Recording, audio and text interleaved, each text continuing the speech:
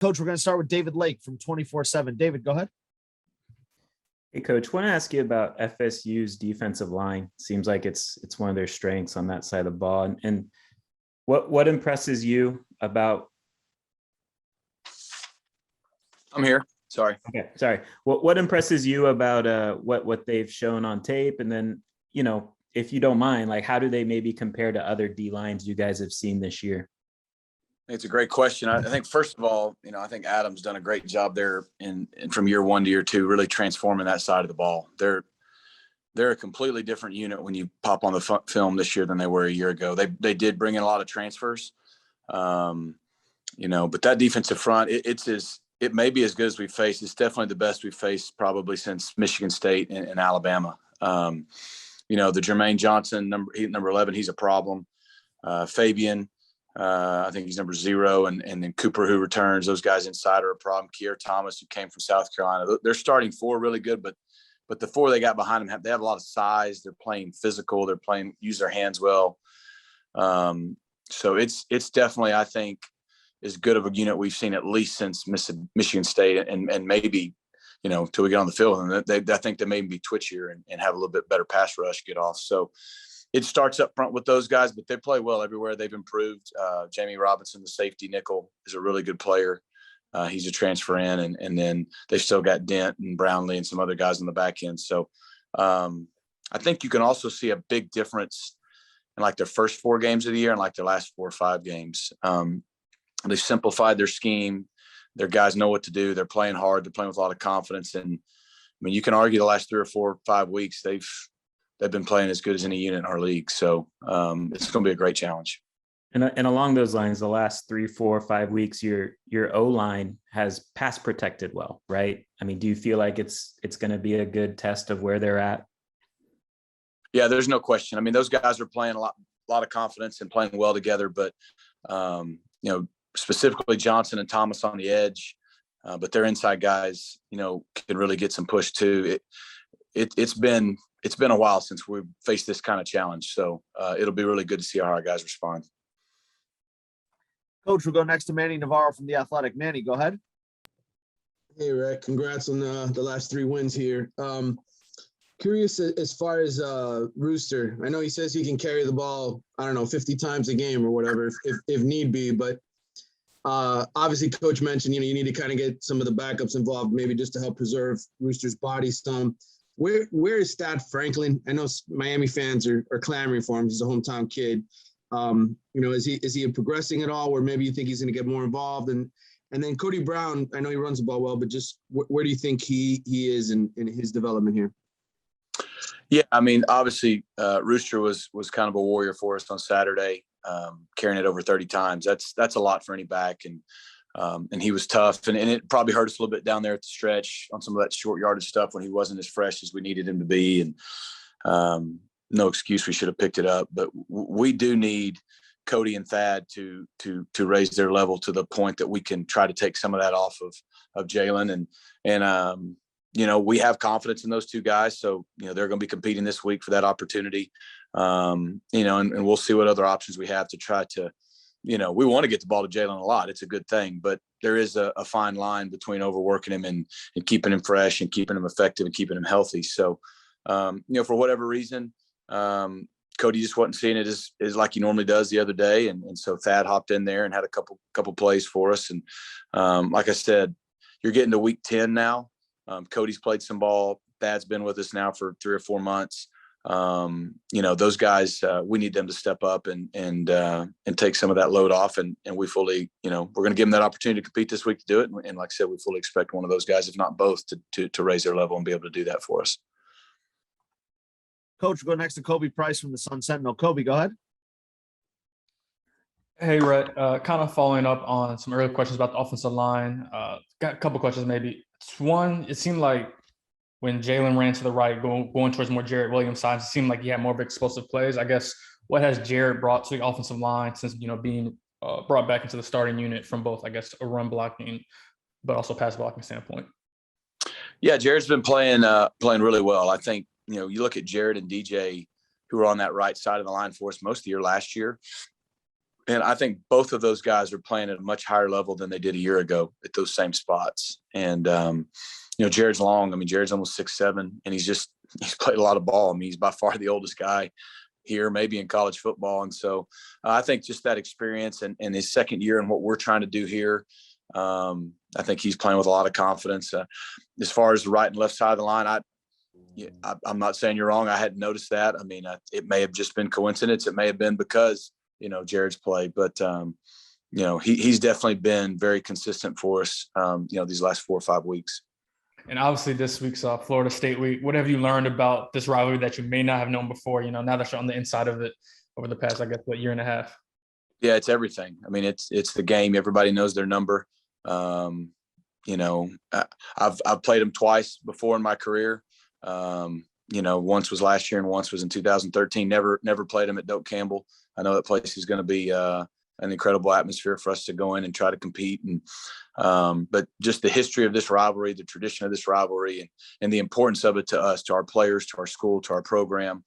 We have the countdown clock year round up for this game for a reason. And we were really happy to get the win Saturday, but it wasn't 2 minutes afterwards in the locker room we were talking about this game because we have a lot of respect for them. And like I said, you flip the film on yesterday, and it's nothing like you thought you would see. That defensive side of the ball, it's a completely different unit. So we got our hands full. Coach, we'll go next to Matt Shodell from Kane Sport. Matt, go ahead. Yeah, hey, Rhett. So I wanted to ask you, it seems like Georgia Tech was expecting those short yardage runs up the middle. Like I noticed late shifts with the tackles right into the gut where you were running. Like, how do you adjust, based on what it seems defenses are doing against that? I know it can be like, hey, we just need a yard, like let's outpower them. But like, it didn't work 5 times. So like, where do you go from here with that? Yeah, I think everybody on 3rd and 1 or 4th and 1 is expecting to, you to run the ball and run it up the middle. So I don't think they're not to take anything away from them. We were disappointed with our performance, both taking care of the football in those short yardage situations, in a day where you feel like you played pretty well, but there was about 7 plays, 4 3rd and 1 to 4th and 1s that we didn't convert. And then the 3 turnovers that really made it a football game. And it's really disappointing for us offensively, on the first one, I believe it was a 3rd and 2, and Tyler misread it. He should have pulled it and thrown it to Will in the flats. We had an RPO, and Will would have got about 8 yards. He hands it off. The end makes the play. Misread. The very next play on 4th and 1, we go for it with Cody in the game, and our right side needed to block down, and we'd have probably got 4 or 5 yards. Our right side blocked out, and we turned a guy loose up the middle, and Cody ended up trying to jump over the top. Really, really bad ball by us. And then the last time, we were up, I think, 33-30. We got the ball, and Rooster stumbled on 2nd down, came up just short. We run a simple inside zone. We got everybody accounted for, and Ja'Kai slips and falls down, and the nose guard makes the play.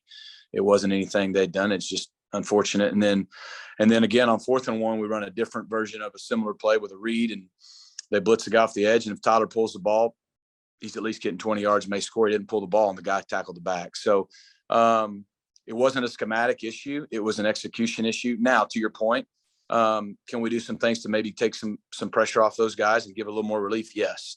In the moment as a coach, you're sitting there going, man, after the first 1 or 2, what, but that the yard or 2 is there to be had. It's just, and you don't continue to expect that we're not going to do stuff we do on a normal basis. So we got to do some things to keep people off balance, but 3rd and 1, 4th and 1 or a half a yard, we got to be able to pick that up. The whole world needs to be knowing where we're running. We got to be able to get it. So we've really got to improve that because it almost cost us the game the other day. Coach, we got a couple more hands up. We'll go to Daryl Streeter from Footballville. Daryl, go ahead for Coach Lashlee. Yeah, Coach, how you doing today? Hey, what's going on? Bashard Smith, is there a plan to use Bashard Smith more as a traditional wide receiver or even touches at running back? And I have a follow-up question.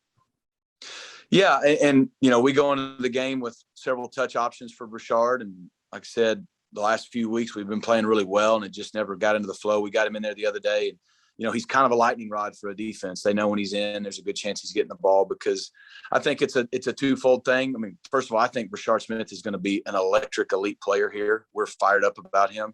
But when you got Mike Harley and Xavier Restrepo with all the experience and playing at the level they are, who you going to take off the field on a normal, situation to play at receiver. And so that's one thing. And the other, he's a true freshman. And there's a lot that goes into it other than just being really talented and really fast. And we've been really pleased with Brashard's progress. I do think, to your point, Brashard has a great skill set. His attitude's been awesome. And whether it's, some situational things like we have been doing, or whether it's getting him in more just on normal downs at receiver or running back or wherever else, we've got a good problem. We've got a lot of good playmakers. You look at Romello Brinson and Jacoby George making plays in the opening drive the other day, but we also have, Charleston Rambo playing at a high level and Keyshawn Smith playing at a high level. So all those guys are playing. It's a good problem. Brashard's a guy that for us does have some explosion. So any opportunity we can get to get him going, we'd love to do that. Okay, and the recent success in the running game, could you talk to us about that, or did you change anything? How did that happen? No, continuity on the O-line and consistency at running back. It's that simple. And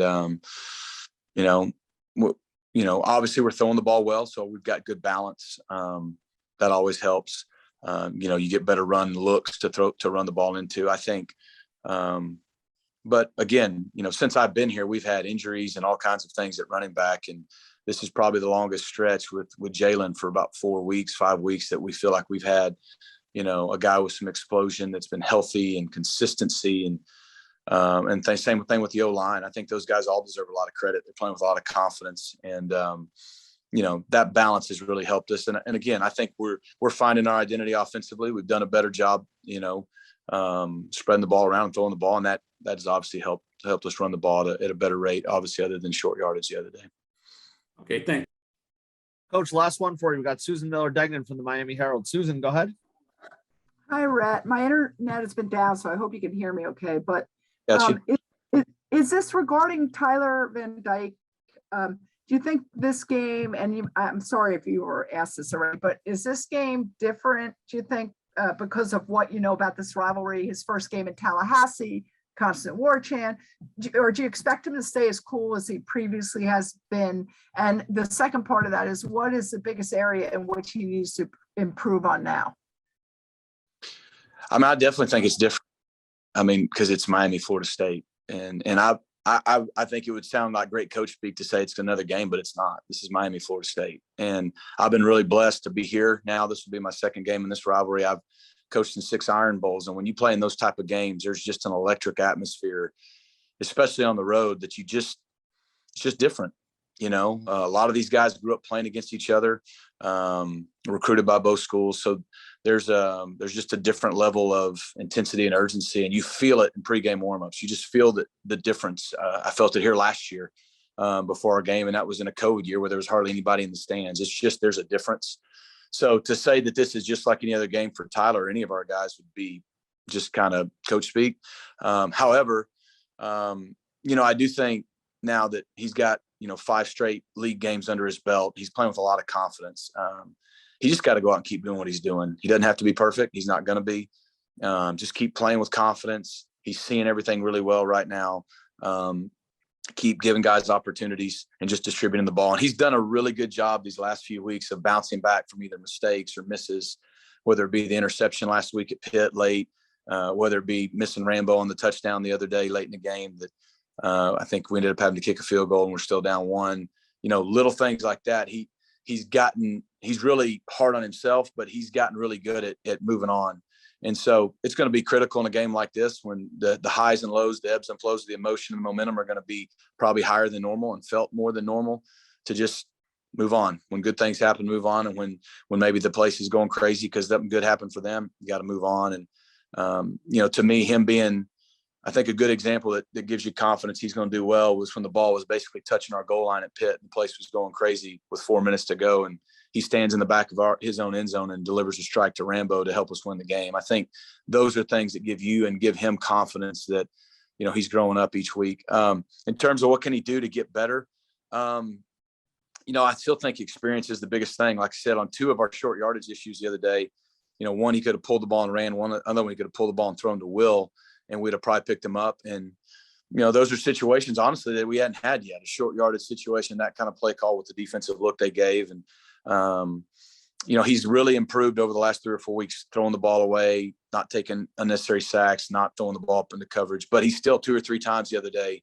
kind of forced the issue with some throws that we got away with. And so I think continuing to do a good job of being aggressive, taking care of the ball. He's really improved playing in the pocket. And I think just, you know, those are things that he's not perfect on every game. So I think the more and more he plays, I think the more consistent he'll be with those things.